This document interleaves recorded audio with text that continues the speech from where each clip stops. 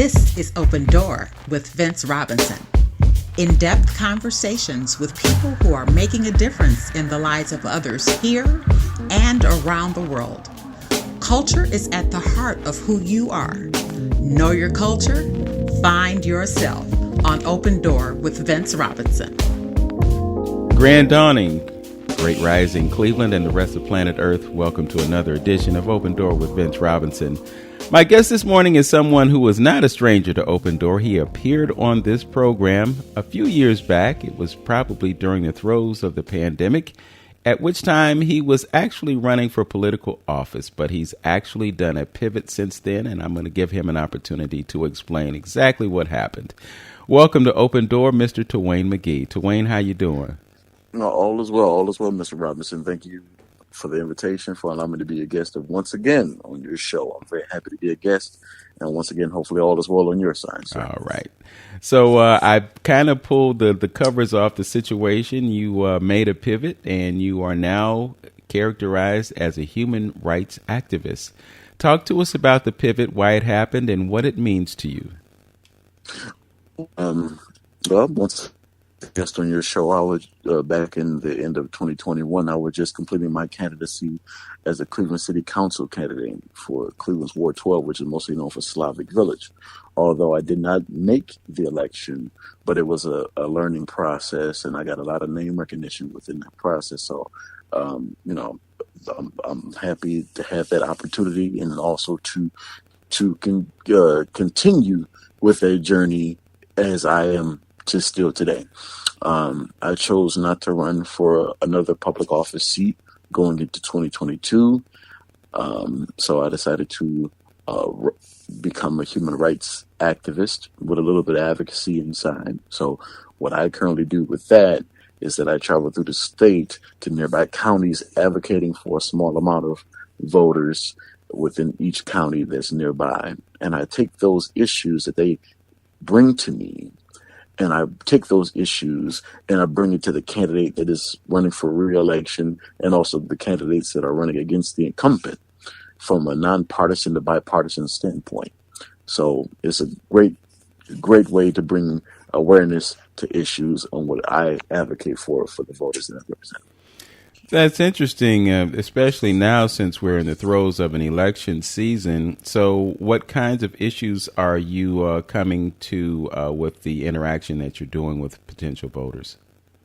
So the issues that they bring to me is that voter reform, education, human trafficking, which is a very big issue, no matter if it's in a small town or big city. Human trafficking, sex trafficking is a very big issue, and we have to come up with sources, no matter if it's a big city or a small town, to come up with sources and resources to decrease the percentage of the human trafficking as well as that sex trafficking as well.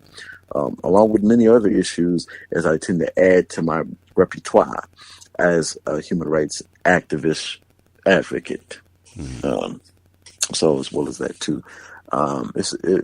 with it being an election year for the U.S. presidency, the U.S. Congress, and the U.S. Senate within the state of Ohio, but all over the U.S. of A., it's a great time, we as citizens, to have our voices heard. We have the right of free speech. We have the right to use it to bring awareness to the elected official and the candidates that are seeking to dethrone them within this election period.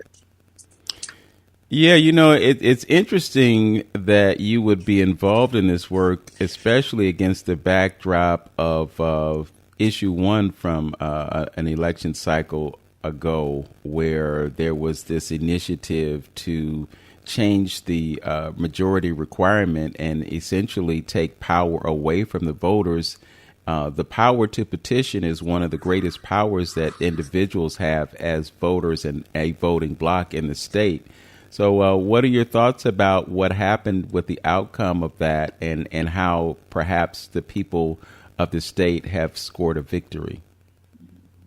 Well, there's mixed reactions due to that. Speaking of voters, some are not so happy and some are happy. So, especially within the state that we live in, Ohio, It's known to be, it was always known to be a swing state, but now some people call it a red state and some people call it a purple state. So, I mean, it just depends on who you choose to interact with within the part of the state. Now, since we live in the greater Cleveland area, which has mostly always been known as the Blue City, so there's a lot of similar thoughts about it. But, maybe with a little bit of red within the city, there's some people who disagree with certain issues, especially when it comes to them. So it just depends on the mindset of the citizen and, what they believe in. So, well, I'll ask a follow-up question with regard to that. The Republicans were the ones that were behind that initiative. And as you said, this is a red state or perhaps a purple state because of the blueness of the urban areas and the redness of the non-urban areas, so to speak. Did you find that there were Republicans that did not want to see that initiative go through? A small amount of some, especially within the greater Cleveland area. But as you travel to mostly red cities, red counties, mostly like Medina County, maybe Lorain County, and maybe a little bit of Sandusky. There's a lot of people who agree to that, as well as that too. So once again, it just depends on where you go within the state of Ohio. Mm-hmm.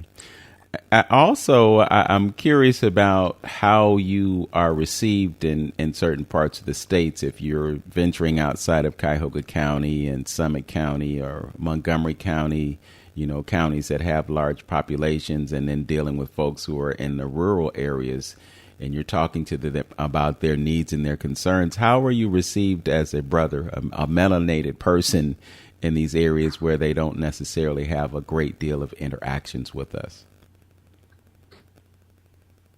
We're traveling to Medina County, the city of Medina, basically a heavily red city.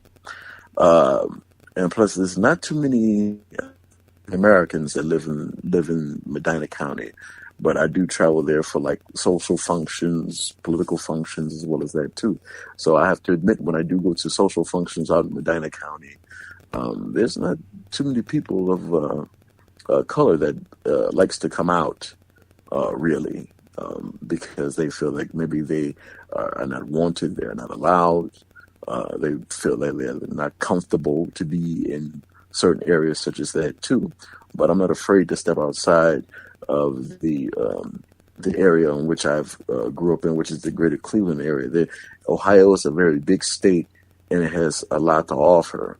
And once again, for me, to be curious on what certain places have, and not being able to go out there now that I'm in the political arena, in the public service arena, I have more of a reason to touch base with people in different areas within the great state of Ohio, because everybody who votes, they want to have their voices heard, but yet while trying to go through the voting process, they also want to hear what other people have to say too, because they may be hearing somebody else. As a fellow voter, they might have some consideration on how they vote as a voter. So me traveling through different areas of this great state of Ohio, and although I do live in Cleveland, I also like to travel to Medina, Sandusky, Columbus, and many other cities, small towns or big cities, to also hear what voters have to say, because sometimes their agenda definitely matters. So that might actually show me how to go through the voting process as me as a citizen, as well as that too. So, yeah. Yeah. I'm also curious about what inspired you to make this pivot into human rights activism and advocacy. What happened that caused you to make that paradigm shift, aside from not, being able to make it into that city council race? Well, I knew that I wanted to go beyond just a local area. I learned a lot within my city council race. Before then, I had served one term as a precinct committeeman. So after doing one term of that, deciding to run for Cleveland City Council, and basically all I knew was just local citizens, local elected officials, and everything too. So when the end of my candidacy was over, I wanted to go beyond the local area. I wanted to see what was beyond just the city of Cleveland. I mean, sure, I know people in Columbus from like virtual meetings from Zoom because we were in a pandemic. So a lot of our meetings were like virtual, but yet having a lot of connections and friends who were from Franklin County and Medina County and other different counties within the state of Ohio, but never actually physically getting a chance to meet them, that gives me another reason to actually go into areas that needed to be represented as a human rights advocate and as an activist, because speaking to those voters, it's the same. No matter if it's a small town or big city, they feel like certain elected officials are not working on the behalf of the people. And they feel like as citizens and as voters, the politicians don't listen to them. So I agreed to be a representative on behalf of them, to go to meetings, to go to fundraisers, to go to functions and meet with the candidate, the incumbent, and the candidates that are running against the incumbent and say, listen, I represent the people as an advocate, as an activist. These are the issues that matter on the behalf of the people. And if your platform does not match these issues, or if you're not going to bring awareness to these issues, then we're going to be looking for a new candidate.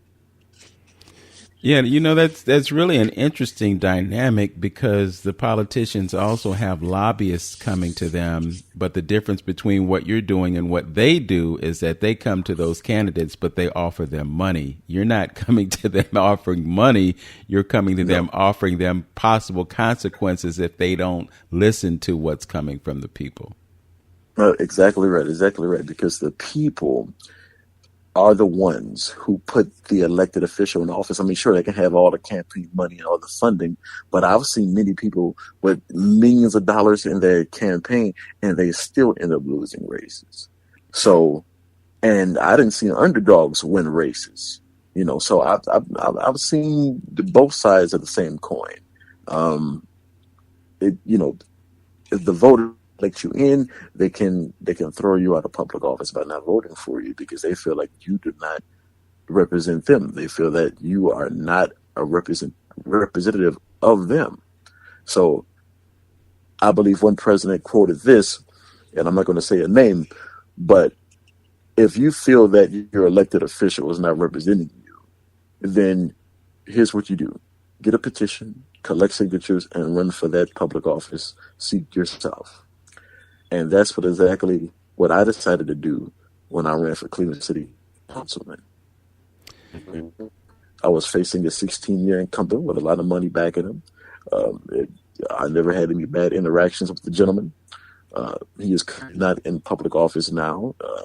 But once again, the people have spoken. For me, I did not win, but it was a lesson learned. I'd rather live with a loss than not try at all. So with me trying, that was a win for me. And I say to the people, well, you have a new representative. Hopefully the representative now is doing better than what the past representative has done. And sometimes it takes more than just one term to get things done. Yes. And let's talk about that, because I do want to talk to you about term limits. And I know that young folk, and I'm characterizing you as a young person, may have a different perspective on term limits than others. So we'll talk about term limits when we return. And we'll also talk about the benefit of being a Cleveland City Councilman. Quite interesting, and we'll continue that conversation. This is Open Door with Vince Robinson on 95.9 FM WOVU, Burton Belcar Community Radio. I'm having a conversation with human rights activist Tawayne McGee. We'll be right back after this. This is DJ Chris Dowles, Programs and Music Director here at WOVU 95.9 FM. Our Voices United, a Burton Belcar community radio station.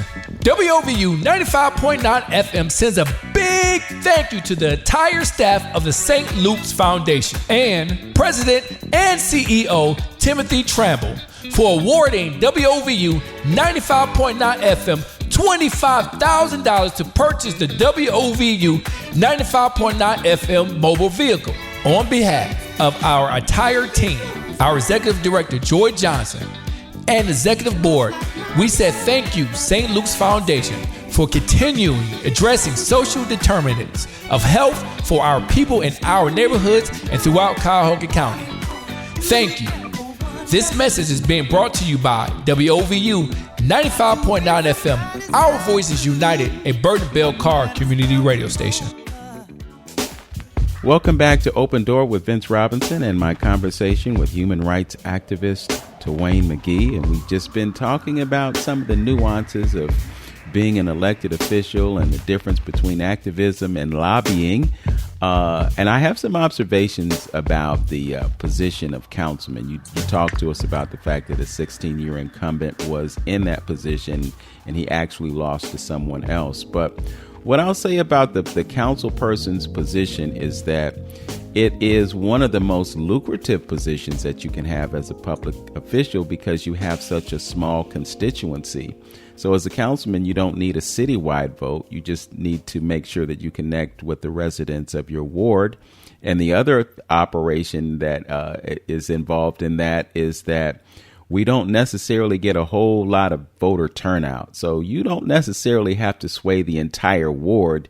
You just have to sway the folks who participate in the electoral process. And if they're feeling you, you can get in, you can get a nice job, nice pay. And, you know, the primary purpose for council people is policy and legislation, but they wear a lot of different hats, and a lot of it involves listening to the needs and concerns of their constituents. So I think you had a good strategy in running for council, but unfortunately you came up against the political realities involved in that. And I'll ask you this, and we don't have to spend a whole lot of time on it, but at any future point, do you plan to run for public office again? Yes, sir. Yes, sir. The top question, and there's a lot of people who know me as a human rights advocate / activist, no matter if it's in the Republican part or the Democratic part, no matter what part of the state that I've been in, the people know who I am and they know my story. They ask me the top question, Mr. McGee, are you planning on, or when are you planning on running for public office again? And I say, I am planning on running for public office again. I just don't know when or what seat to go for. So when that opportunity comes, I will not hesitate to announce my candidacy. Yes. Well, I can be relatively certain that if that happens and when it happens, you will be one of those people who is a public servant who truly has the interests of the people at heart and not just a feather in your cap, a political position, and a paycheck. So I'm going to go ahead and put it out there and shift gears and talk, as we were saying that we would, about term limits. I've been in conversations in rooms. I'm thinking specifically of Third Space Action Lab. And I remember one time we were talking about the people's budgeting process and other things. And there were young folks in the room, and they were concerned about the lack of term limits. But ironically, I had a conversation with someone else who's been around for a while. And when I mentioned term limits, they said, well, there's good and bad involved in term limits. So one of the negatives about term limits, and you can, reinforce this or, dispute it if you like. But one of the negative things about term limits is that you can have politicians who are effective in serving the needs of their constituents, and they get pushed out even though they've been doing what is necessary and what is required of a public servant. On the other hand, when you have term limits, you have people who may not have the experience that the seasoned politicians have. And then when they get into those positions, they're starting from scratch, and they're ineffective in doing what they need to do in order to serve the needs of their constituents. What are your thoughts about that? When it comes to term limits, I do believe in term limits for local and statewide officials.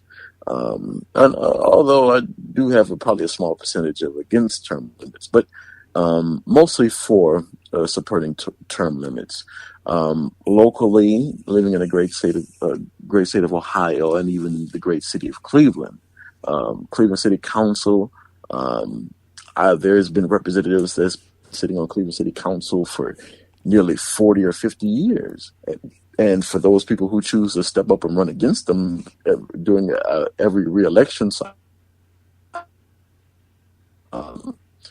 they choose to step up and run against the 40-year incumbent or the 30-year incumbent or even the 20-year incumbent. And although the person who runs against them does not become victorious, the person who gets reelected to the seat is either doing a good job, yes, or two, is not willing to give the power of politics, because they developed a bit of a comfort, and they just don't know how to give it up. So for me, as a former candidate, running against a 16-year incumbent, and at that time has never had a primary. It was about three of us running against the incumbent at the time, and no one has never seen that at that time the incumbent ever had a primary until that time. So with three of us running against him, I'm sure it presented the people a bit of like, okay, wow, we have more than just two choices for a future council person. So the citizens of that area of Ward 12 were very excited to vote beyond just two candidates. And there was a young person who came up to me while I was campaigning and said, wow, are you one of the candidates? I said, yes, I am. Young person. Okay, I think. How do I become? Okay. Yeah, I think Boost Mobile is kind of they kind of compromising our conversation. So, could you repeat what you were saying, because it kind of got garbled? Okay, so which part you want me to go? You were saying that a young person approached you, and tell us about that conversation. Okay, so candidate, a young man came up to me who was a voter in that area, never voted, was actually old enough to register to vote at that time, just registered to vote. And he wanted to meet the candidates who were running for that council seat, including me. So when he ran into me and met me, and I told him that part of my public service agenda is to run for public office, and within being elected is to create programs to help the youth within the city, or as well as the elders within the neighborhood in the city that we all live in. And he was very inspired by that. So with that said, I don't know if I gained his vote or not, though, but he was very inspired about the process, and someone possibly close to his age was running for public office. So I do salute him to vote, and I salute him to continue to be a continuous voter beyond just local election processes, but also statewide, and just continuing to be a good voter and also a good citizen to inspire the next generation. That's interesting when you talk about how there was kind of an energy that came about when people had a choice other than the person who had been there all the time. And it kind of brings me back to the primary season for this presidential election cycle. And I remember seeing results from the early primaries. I think Iowa is probably one of the first. I think South Carolina is another one of the first states to have a primary. And in those primaries, the voters had choices other than Joe Biden. There were other candidates that they had an opportunity to vote for. But by the time it got to Ohio, we didn't have that same opportunity. We were basically told who we could vote for if we were a registered Democrat. Our only choice was Joe Biden. I don't know if you could write somebody in, but I don't know, Tawayne, when I think about our electoral process, I see certain inconsistencies that essentially take the power away from the people to make that decision. And I can only imagine, as that young person got energized by seeing that they had more choices than just the incumbent council person, how would we be affected if we had more choices than just the candidate that was chosen for us by the Democratic Party? What are your thoughts about the way the parties are functioning right now, and whether or not they actually serve the needs of the people or whether they serve the needs of the party? Well, starting out when I was starting out in public service, which my journey started mostly back in 2016 when the Republican National Convention came to Cleveland. And that was the birth of me politically. I said to myself, you know what, I can sit on my couch and complain about how things are not being done, or I can actually get up and do things on, myself. So I decided to become an activist, just, build my name up and, like meeting judges and council people. And at the time, then Mayor Frank Jackson was the mayor of Cleveland. So I would hang around them and learn about the process of politics and everything too. So when it comes down to the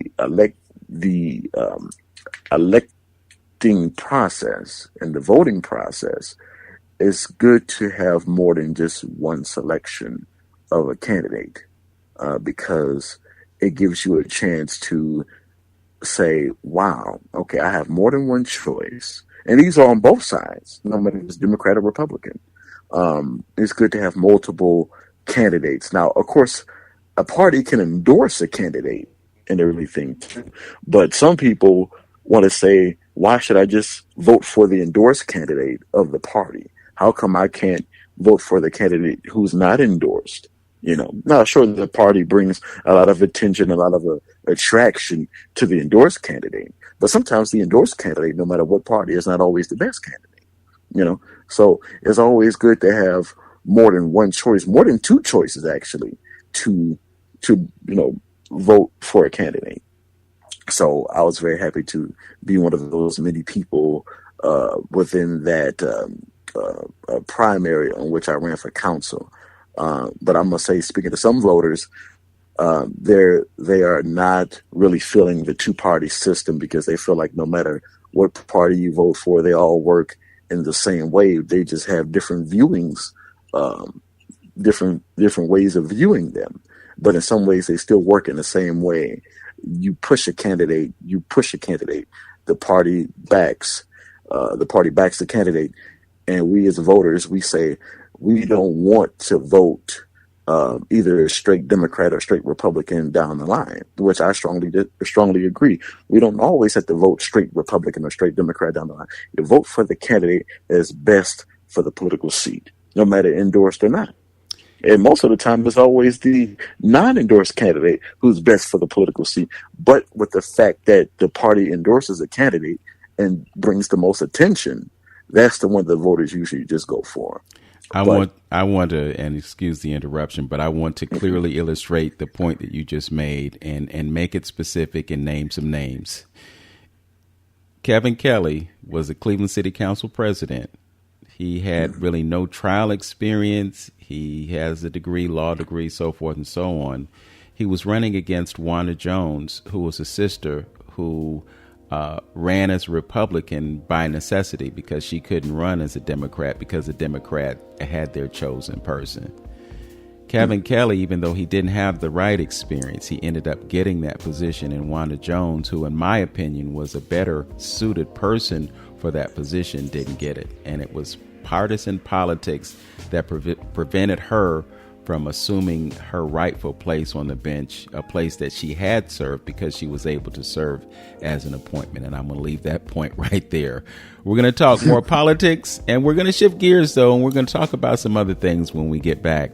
This is Vince Robinson on 95.9 WOVU, Burton Bell Car Community Radio. I'm talking with Tawayne McGee, the human rights activist. We'll be right back. Many people in our community dream of owning a home. Unfortunately, many also feel that that dream is out of reach. However, family, KeyBank is committed to changing that. KeyBank partners with a variety of mortgage programs focused on meeting the needs of borrowers, including offering down payment assistance, affordable and government loans, and solutions for first-time home buyers. A Key Community Mortgage is also a great way to help reach the goal of home ownership. It allows allows you to take advantage of low down payment options, and qualifying is easier than you might think. It's one more way KeyBank is supporting neighbors and neighborhoods in the communities that they proudly call home. To learn more, visit your local KeyBank branch and speak to a licensed mortgage loan officer. KeyBank and home lending products offered by KeyBank are not FDIC insured or guaranteed. Equal housing lender, NMLS number 399797. This message has been brought to you by KeyBank and WOVU 95.9 FM. Our Voices United, Burton Bell Carr Community Radio. We are WOVU 95.9 FM. Our Voices United. United to enhance our community. United to be a beacon of hope. United to empower our community. WOVU 95.9. Our Voices United. Hi, this is Tammy Payton, the CEO and founder of Pillars to Success Incorporated. You are listening to 95.9 FM WOVU, Our Voices United, Burton Bell Carr Community Radio. Welcome back to Open Door with Vince Robinson, a fascinating conversation that I'm having with Tawayne McGee, who has run for Cleveland City Council, and perhaps sometime in the future he might run again or he might run for another office. But one thing is for sure, when he does run, he will be prepared because he has definitely been studying the political process. Before we took the break, I was just pointing out a situation and you know, I believe in speaking my mind. And so I said what I said, and folks can feel however they want to feel about it. But I just think that the wrong person was selected for that position. But it was a consequence of party politics. And, you know, sometimes deals get worked out in back rooms, and he had to give up the council presidency in order to run for mayor. But if he wasn't successful, he had a golden parachute, and that golden parachute landed him in a common pleas judgeship in the county of Cuyahoga and the state of Ohio. So it is what it is, and that's exactly what happened. I think that it is important for us, and I think you pointed it out very eloquently, that it's not always a thing about just voting down the line for a party, because many times in the process, the wrong person gets selected for that position, and although things may work out for the party, they don't necessarily work out for the people. And I can also point out that historically, Cuyahoga County has sent a larger percentage of young people who are not yet adults to serve in adult prisons when there was a possibility of them being rehabilitated and turning their lives around. But instead, many Democrat judges who were elected by black people in this county voted them in, and then they did what they did. It's very clear and apparent that there is a difference in the culture in the judgeships in Cuyahoga County versus other counties like Hamilton, like Montgomery, like Summit, and other areas where we have high concentrations of black people living in cities and larger numbers of young people that are pulled into the penal system for various reasons. And we can talk about the reasons that it seems like they are victimized by that way, but we won't go down that rabbit hole today. Just wanted to get your thoughts again. You can reinforce the point that you were making about partisan politics versus policy politics. Yes. Now, I'm not coming from a law background. I didn't go to school for law. I did not.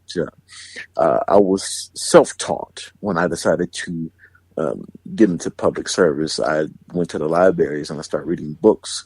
So I have no college degree when it comes to law or anything. You know, sure, I have a couple of certificates of achievement and everything too. But of course, you know, like they say, if you want to keep something from a person, put it in a book.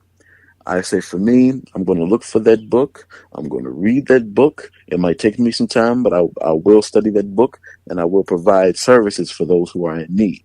Now, once again, I do hang around lawyers and judges, and I learn a lot from them as well as that too, even if it is just sitting in a seminar.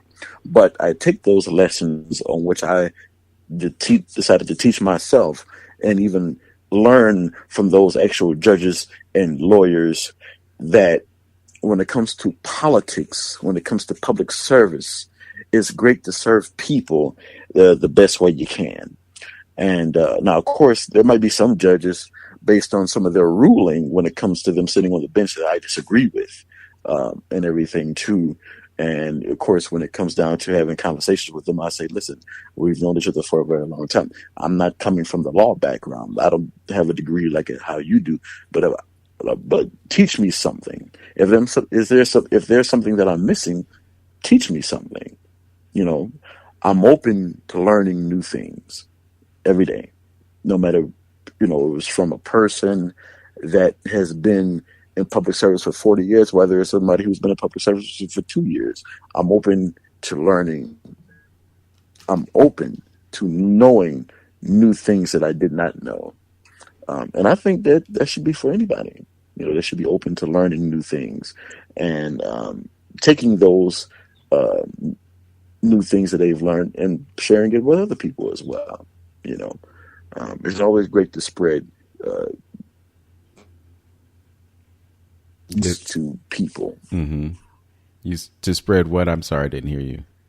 It's always great to share information for those who are in need of it. Okay. So the question was related to partisan politics or policy. Right.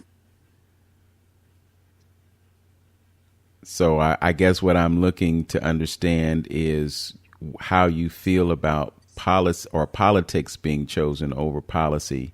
For instance, if you look at what's going on with the Heritage Foundation and Project 2025, it's obviously a political argument, and the things that Project 2025 stands for are largely aligned with Republican policies. But at the same time, there are Democrats who, perhaps may endorse some of those things that Project 2025 calls for. And I'll say this as a cautionary measure. Project 2025 is something that is being amplified right now to create a certain level of polarity, or how can I put this, opposition, adversarial conditions, pitting one group against another right now and stoking the flames of fear and stress and anxiety about things that can happen down the road. But when you step back and look at what's going on right now, you will see that many of the things that Project 2025 calls for are things that are in the process of being implemented in states around the country. So I said all that to say that I think that it's important for us to be aware of policy and how those policies can affect us. And sometimes we can get caught up in politics, rah, rah, rah Democrats or rah, rah, rah Republicans. But it's the things that they create to advance their agenda that are most important. And that's why it's so necessary for us to be aware of policy, and this is just personal as I observe political process.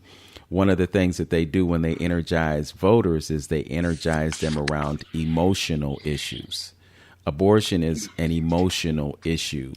Immigration is an emotional issue. People feel that their jobs are being threatened because folks are coming from outside of the country into this country, and then they're getting benefits that should be given to citizens of this country, and they're being favored over the needs of those who are here, who are trying to make a living, and seem to be being sabotaged by folks who are given privileges when they haven't had the benefit of lifelong citizenship in this country. So I just wanted to point that out. What are your thoughts about the idea of activating voters around emotional issues versus energizing them around policy? Well, with that said, you mentioned Project 2025. It is getting a lot of advertising, a lot of attention. Especially with it being an election year for presidency. So of course, which candidate is for, which candidate is against, and everything. So along with but also along with the U.S. Congress candidates and also the U.S. Senate candidates.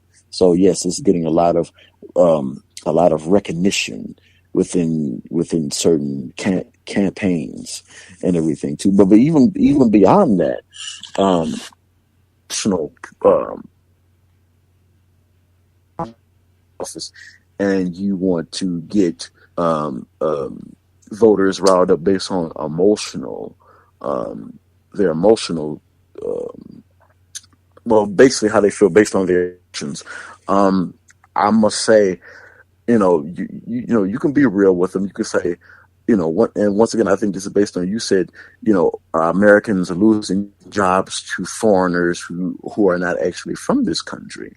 And, that's in a very emotional process too, because we as Americans, or even just citizens all over America, all over the world, we have families, we have to pay our bills, we have to make money.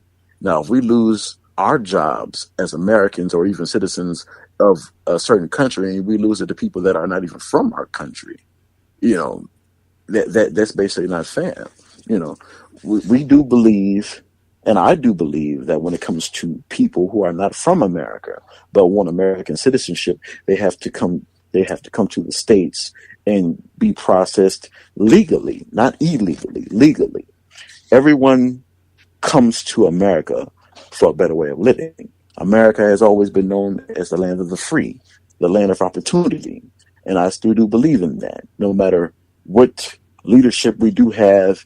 But me as an American citizen, that's what I believe in my heart.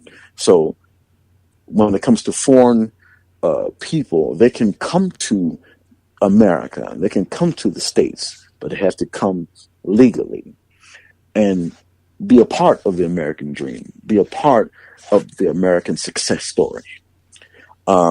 Policies is definitely should be something to be paid attention to, because once again, politics, you can get everybody in a big rally and we can just say, hey, vote for the Democrat, vote for the Republican. No.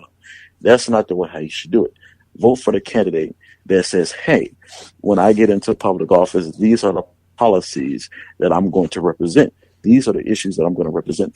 I'm going to bring attention to these issues.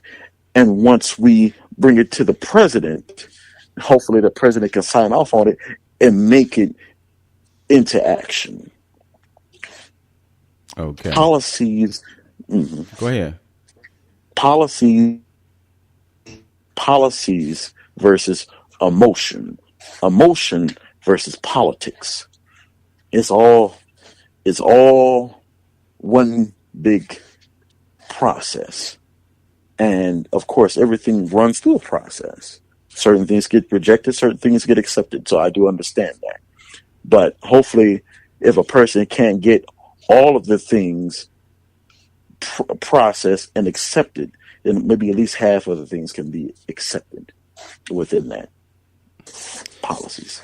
Okay. You made a statement there that I have to revisit, and you talked about America being the land of freedom and opportunity, and you kind of referenced the American dream.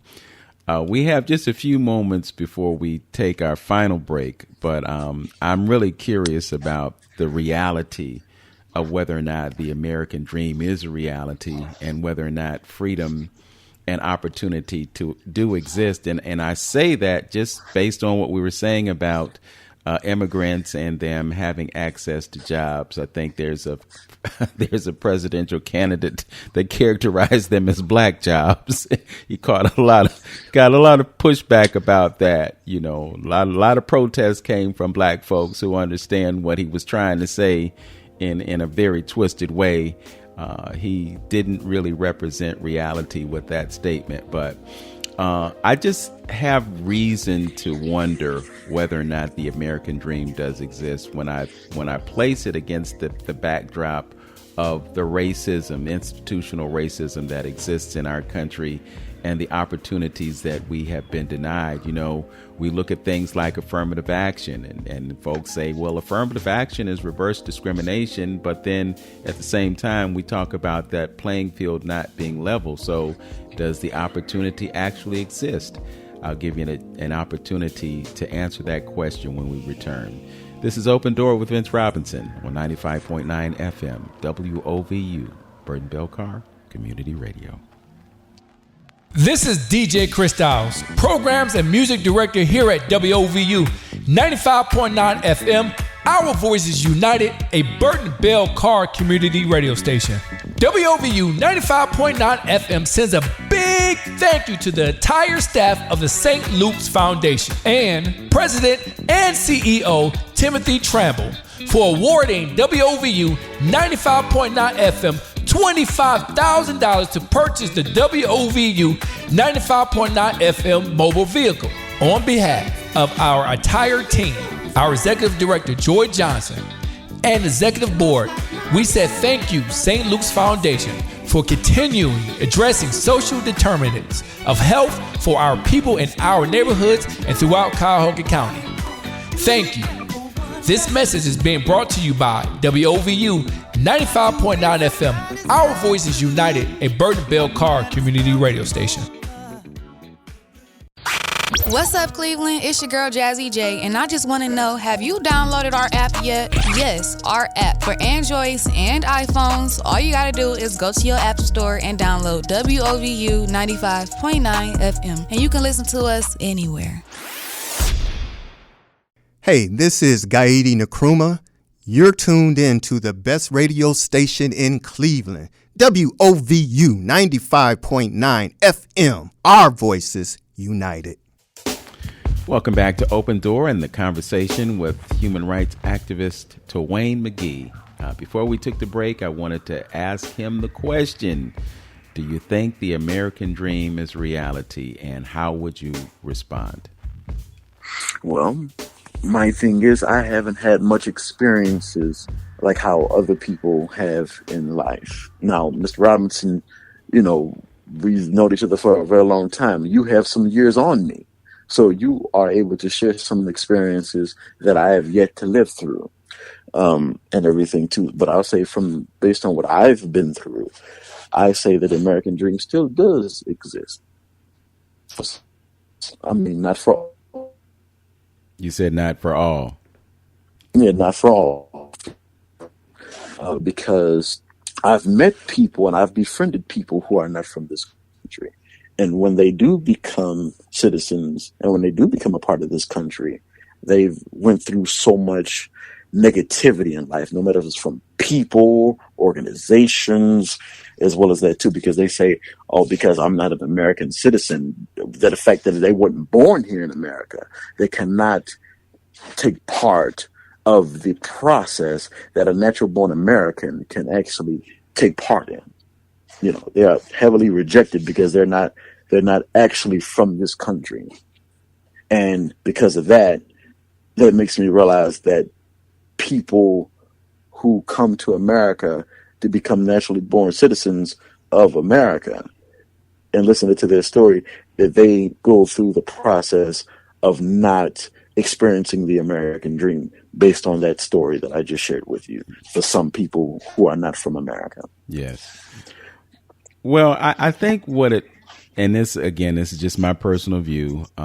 Sure. I think what it boils down to is that individual person and their perspective on reality and their motivation to succeed. And I don't know that it necessarily has to do anything with, being in America. I think that you can be in another country and have those same obstacles and find ways to succeed. But for whatever reason, folks look at America and they say it's the land of milk and honey and the streets are paved with gold and so forth and so on. But then there's the reality that, some succeed and some fail. If you ask Justice Clarence Thomas, if he believes in the American dream, he probably does. But at the same time, he's been responsible for denying a lot of opportunity for people to obtain the benefits that he obtained through things like affirmative action. So I'm not so sure that the American dream exists for everybody. I would say it's kind of conditional, and perhaps it happens for some. But we talk about unemployment, and they give us numbers, but they don't count everybody that's unemployed. You look at the black unemployment rate. Historically, it's always been higher than the white unemployment rate. What about that has changed? Probably nothing. So those who have been on the outside looking in with respect to the American dream, they would probably say, I don't think that's a reality. So I guess I think it depends on the person. Another thing that I wanted to point out, and I take notes sometimes as I'm doing these broadcasts, but you talked about not having a legal education. And I just want to reinforce the idea that education is a lifelong process. And you talked about, if you want to hide something from somebody, put it in a book. And I'm mindful of Malcolm X, one of the most influential figures in the history of this planet. And I'm not aware that he had a college degree. I think he had a life of truancy, and which landed him in prison. And while he was in prison, he took to those books. He learned quite a bit. He connected with the Nation of Islam and the Honorable Elijah Muhammad. And what he learned through that process was what he could use to amplify the whole idea of human rights, because it was human rights actually that got him in hot water with the U.S. government and the powers that be. You had folks like Dr. King who were talking about civil rights, and again pivoted to the human rights issue, and the human rights issue in both of their situations ended up in them being neutralized. What are your thoughts? We as human beings, we all have a purpose. No matter if it's running a business, no matter if it's being in public service, no matter if it's, being a father or a mother, or as well as that too, but we all have purposes. Some people don't find out their purpose right away when they start growing up. But as they tend to get older, they tend to find their purpose. And whatever their purpose is, you want to be the best at what you do. But if not the best, then one of the best. Always try your best to deliver and also be a good person. But when it comes to education is totally unlimited. You can learn new things every day, no matter if it's reading a book or actually being shared information from other human beings. So education is totally unlimited. A college degree is nice to have. Some people who do have them, they say the college degree really doesn't take them, to a higher level of success as they thought it would. And for those who are not having college degrees currently, they tend to find success beyond that level, beyond high school diploma or a GED. So it matters to some people, but not all. Yes. Well, I could point out at least one person that I know of. Bill Gates doesn't have a college degree. And this is the very same person that is recommending certain medical applications and, changing the world of agriculture and doing a lot of things without that college degree. I think it said that Steve Jobs didn't have a degree either. And I think Mark Zuckerberg might also be, and I could be wrong about that. I checked my internet, but it's down right now. But there are a lot of people who have been extremely successful in life, but didn't have a college degree. And I think that's the point. And I want to reinforce what you said about, you can get education from people that people who are versed in certain things that can pass on knowledge and wisdom to you, as well as the self-pursuit. I'm thinking, actually in this moment, I'm thinking of my mother. My mother graduated from high school. But while she was in high school, she had to take time out to care for her family because her mother was in a medical situation that did not enable her to take care of her family during that time that she was going through that experience.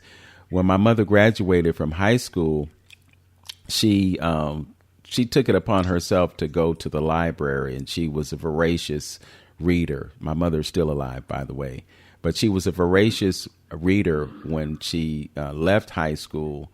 As a matter of fact, she, when she had me in the womb, she was making those visits to the library. And then after I was born, she continued that to hole up in the house and read all these books. And it paid off for her, because late in life, she became a registered nurse. So she has a couple of degrees as a result of that.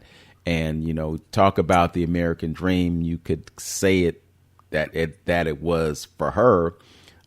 It did come into reality, because she had the guts, the wherewithal, the ambition, the motivation, the drive to make it happen. So it can happen, but I'm just getting back to the point that it happens on an individual basis and not necessarily collectively, because we have so much poverty in our country. And I think some of the poverty that exists is an intentionally induced level of poverty, because the country clearly has the resources to take care of everybody, but they choose not to.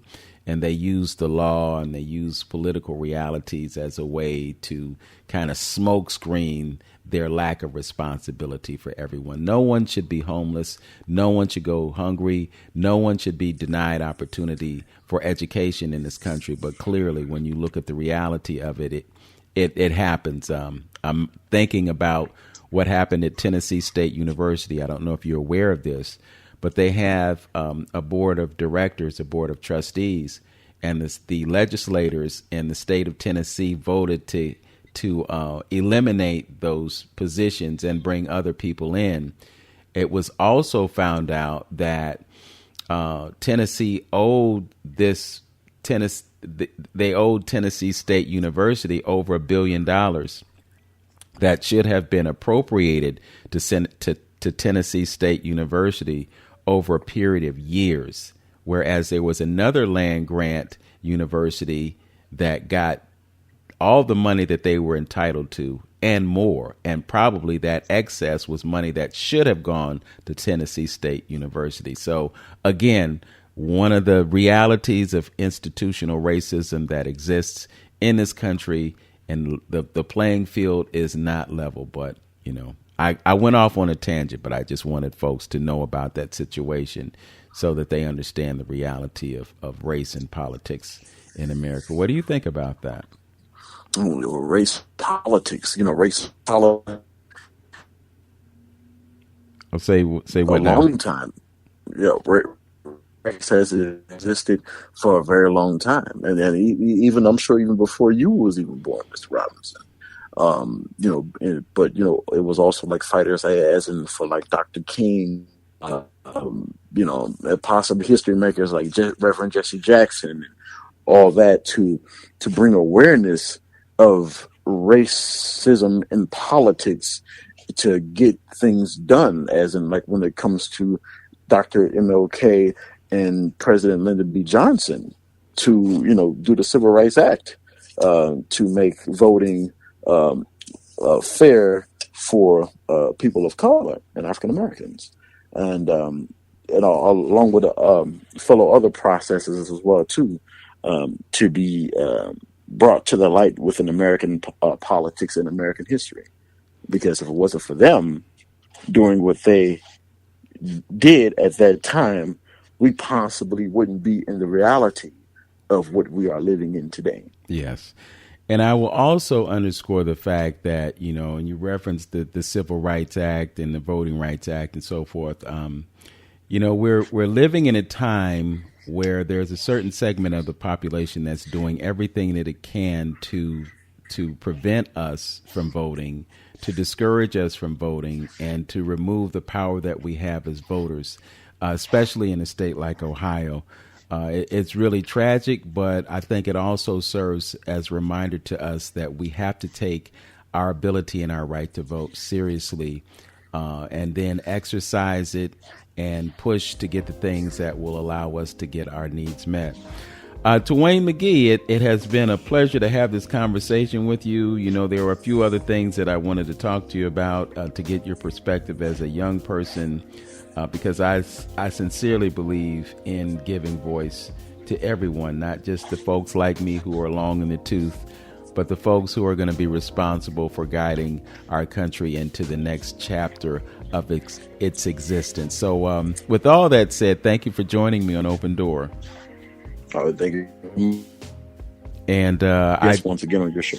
I gotta say, man, we've been fighting with Boost Mobile or whoever your internet your phone carrier is, but I think for the most part we got everything out there. So again, thanks for joining me. Okay, thank you very much, sir. All right, and as always, know yourself, love yourself, be yourself. Make today your absolute best day. Peace.